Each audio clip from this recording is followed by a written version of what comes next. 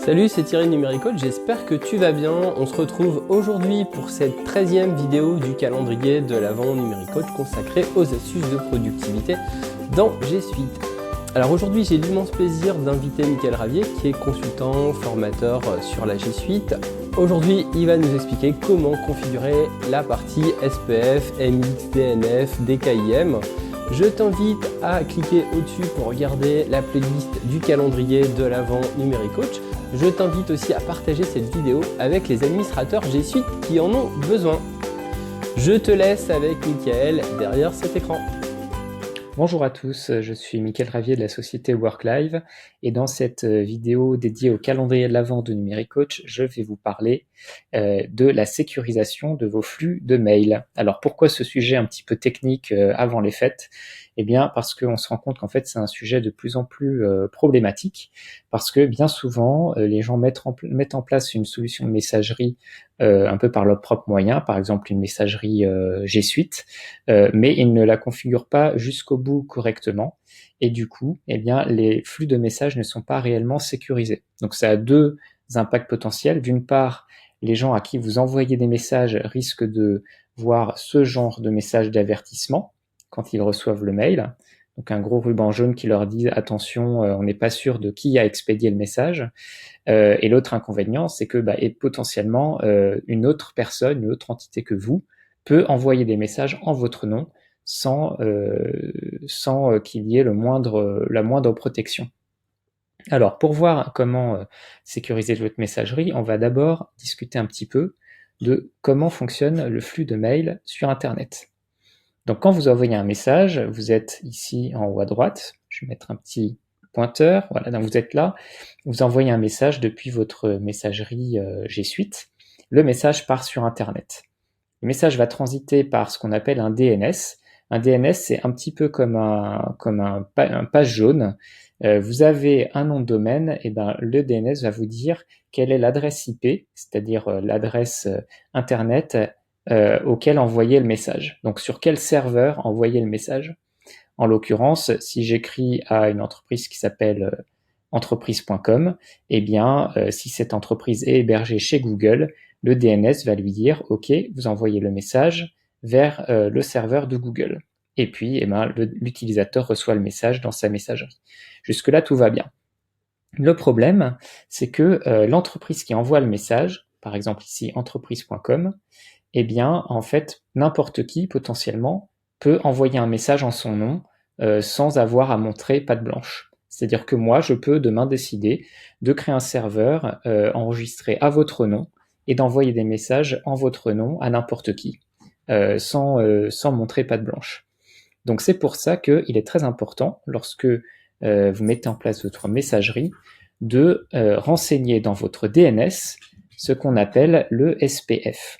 Donc le SPF, c'est un petit bout de texte qui va indiquer quelle est la machine qui est autorisée sur Internet à envoyer des messages en votre nom.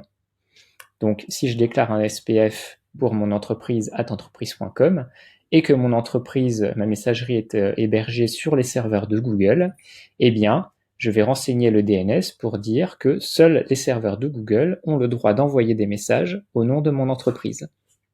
Donc ainsi, quand une messagerie comme Gmail par exemple ou Outlook reçoit un message de telle ou telle entreprise, eh ben, ils vont pouvoir vérifier sur le DNS de cette entreprise que c'est bien le serveur autorisé qui a envoyé le mail. Donc vous voyez que c'est beaucoup plus sécurisant.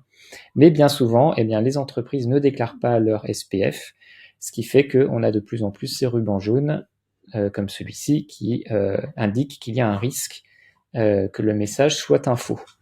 Alors, comment ajouter votre SPF à votre DNS ? Donc déjà, il faut pouvoir accéder à votre DNS. Si vous n'y avez pas accès, c'est généralement votre webmaster qui gère cet outil. Donc là, on voit mon DNS. Et dans ce DNS, on voit que j'ai un champ qui s'appelle SPF, c'est un champ de type TXT, dans lequel j'ai rajouté cette formule qui veut tout simplement dire que le serveur autorisé à envoyer des mails pour mon domaine, eh bien, c'est les serveurs de Google. Alors méfiez-vous si vous utilisez d'autres outils pour envoyer des mails avec votre nom de domaine. Par exemple, vous avez un outil de diffusion de mails en masse pour des newsletters ou des choses comme ça. Il faudra également déclarer cet outil, le serveur qui héberge cet outil, puisque sinon, eh bien, les gens à qui vous envoyez des mails avec cet autre outil verront que cet outil n'est pas réellement autorisé si vous ne l'incluez pas dans votre SPF. Mais donc par défaut, eh bien, il suffit de chercher sur Google, vous allez taper SPF G Suite, voilà, et là vous allez retrouver le petit bout de texte à rajouter à votre DNS, voilà, qu'on retrouve ici. Voilà, donc simplement, si vous avez d'autres éléments qui envoient des mails, autres que Gmail, eh bien, il faudra rajouter, par exemple, l'adresse IP du serveur qui héberge l'outil d'envoi de messages. Voilà, et donc une fois que vous avez fait ça, vous avez déjà bien amélioré la sécurité de votre messagerie. Alors, dernière chose sur les SPF, comment savoir si vous avez déjà un SPF de configuré sur votre DNS, sans forcément accéder à la console de votre DNS. Eh bien, pour ça, vous avez des petits outils en ligne qui vous permettent d'interroger très facilement le DNS de n'importe quelle entreprise. Donc, on va taper dans Google SPF check, un vérificateur de SPF. mxtoolbox.com, c'est un très bon outil pour ce genre de choses. Donc j'ouvre le site et puis je vais pouvoir vérifier pour n'importe quel nom de domaine sur Internet, en fait, s'il y a bien un SPF qui a été déclaré. Donc par exemple, si je vais sur mon nom de domaine à moi, worklive.eu, je lance la vérification et on voit que on va attendre qu'il recherche. Voilà, on voit que tout est bon, le code est en vert. Il a bien détecté que j'avais indiqué les serveurs Google comme étant autorisés à envoyer des messages et rien d'autre, aucun autre serveur sur Internet. Si j'essaye maintenant un autre nom de domaine, par exemple o365.worklife.eu,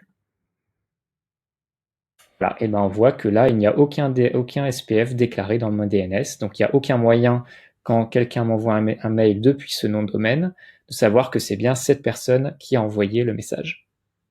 Donc ça, c'est un petit test que vous pouvez faire aussi bien pour votre domaine que pour des domaines d'interlocuteurs que vous avez par email et pour lesquels vous recevez ce petit message d'erreur. C'est très certainement qu'ils n'ont pas correctement déclaré leur SPF. Et donc, vous pouvez leur recommander de corriger ça et de faire appel à un spécialiste si besoin. Alors, il y a un deuxième élément de configuration pour sécuriser tout cela, c'est ce qu'on appelle le DKIM. Alors, le DKIM, pour faire simple, cela va vous permettre d'encrypter en fait l'entête de votre message, c'est-à-dire, on va dire le journal de cheminement de votre message, et de le décrypter de façon à être sûr que personne n'a changé ce journal en cours de chemin. Donc personne ne peut falsifier en fait le chemin qui a pris votre message pour arriver jusqu'à vous. Et donc ça vous permet de garantir qu'il n'y a pas eu d'interception du message et de modification du message en cours de route. Alors pour mettre en place ce DKIM, eh bien on va devoir générer la clé de cryptage publique sur la console G Suite. Pour ça, vous allez sur la console administration, vous allez dans la rubrique Applications, G Suite et Paramètres de Gmail. Vous arrivez ensuite dans la rubrique Identifier les mails. Vous choisissez le nom de domaine pour lequel vous voulez générer une clé, donc par exemple worklife.eu. Voilà, donc là j'ai déjà une clé qui a été générée pour worklife.eu.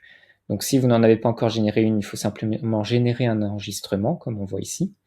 Et donc vous avez cette clé qui va être générée, que vous allez copier-coller dans un nouvel enregistrement TXT de votre domaine, de votre DNS, pardon. Voilà, donc là on voit que la clé en question, on en voit un bout ici. Donc une fois que vous avez fait ça, eh bien il faudra valider dans votre console G Suite la mise en place du cryptage. Et donc votre clé privée que seul vous avez sur votre console va encrypter vos entêtes des messages que vous envoyez.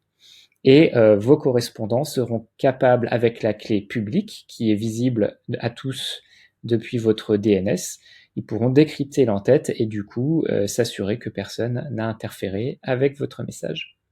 Voilà, donc je sais que c'est un petit peu peut-être technique, mais avec un petit peu de recherche et cette vidéo, vous devriez pouvoir y arriver sans trop de difficultés. Et c'est vraiment quelque chose d'extrêmement important à mettre en place. Donc le SPF, tout comme le DKIM d'ailleurs, allez tester sur vos domaines s'ils sont bien mis en place grâce à ce petit outil et corriger votre messagerie si c'est pas déjà fait. Voilà, sur ce, très bonne fête à tous et n'hésitez pas à faire appel à nous si vous avez besoin d'accompagnement sur ces sujets. À bientôt. J'espère que cette vidéo un peu technique t'a apporté quelques astuces concernant les réglages de tes mails dans la console d'administration. N'hésite pas à partager cette vidéo, à liker, à mettre un petit commentaire. On se retrouve demain pour le 14e épisode consacré à 5 astuces dans Google Agenda. Ça sera avec moi. Ciao!